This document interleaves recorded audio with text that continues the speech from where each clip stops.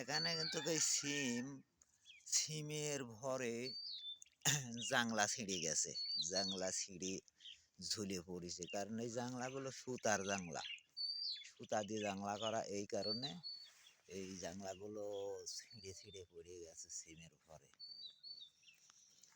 এই যে এখানে দেখতেছেন, এটা কিন্তু জাংলা ছিঁড়ে ঝুলে ঝুলে পড়েছে। এই যে শুধু সিম আর সিম, শুধু সিম আর সিমই, কিন্তু সিমের ইনশাল্লাহ দাম বলতেই নেই, একটু দামও নাই।